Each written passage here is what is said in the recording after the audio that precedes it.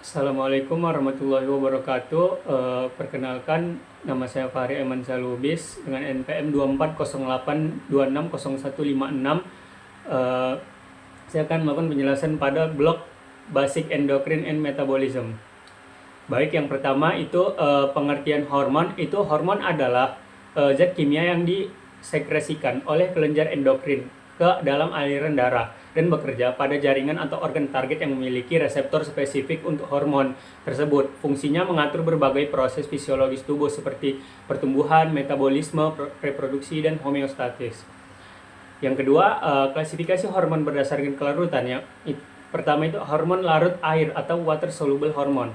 Contohnya seperti insulin, adrenalin, atau epinefrin, FSH, yang memiliki karakteristik seperti tidak dapat menembus membran plasma sel, reseptornya terdapat di permukaan membran sel, mekanisme kerjanya melibatkan second messenger seperti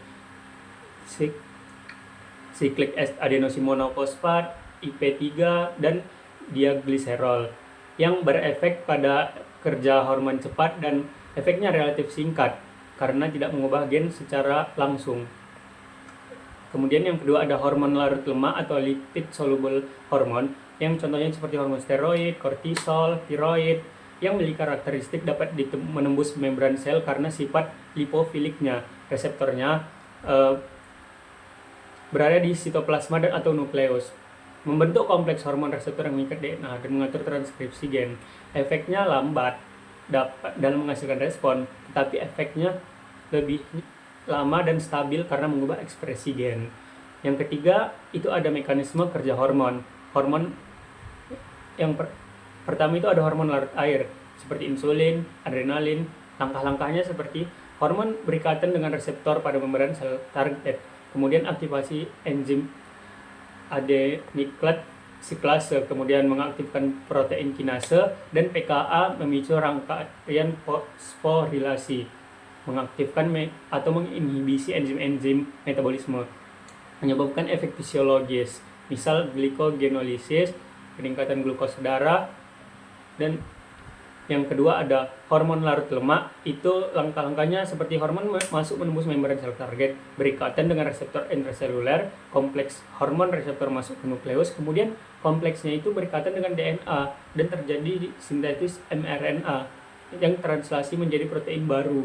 Kemudian protein yang disintesis ini mengubah fungsi dan struktur sel target. Yang keempat itu ada reseptor hormon. Reseptor yang pertama itu ada reseptor membran. Reseptor membran itu untuk hormon larut air. Kemudian reseptor intraseluler itu untuk hormon larut lemak. Yang kelima atau yang terakhir itu ada faktor yang mempengaruhi respon sel terhadap hormon. Yang pertama, jumlah reseptor. Ada upregulation atau peningkatan jumlah reseptor untuk meningkatkan sensitivitas. Kemudian ada down regulation atau penurun jumlah reseptor untuk menurunkan sensitivitas. Kemudian dua, konsentrasi hormon dalam darah. Semakin tinggi kadar hormon, semakin kuat efeknya hingga titik jenuh. Yang ketiga ada interaksi antar hormon. Nah, ini sinergis, dua hormon bekerja sama. Efek lebih besar dari masing-masing sendiri, misal FSH dan estrogen.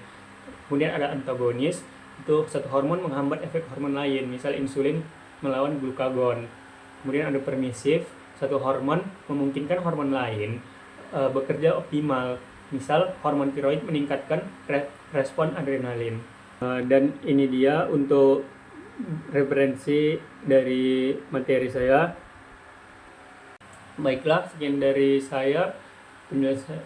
Mohon maaf apabila ada kesalahan, dan terima kasih.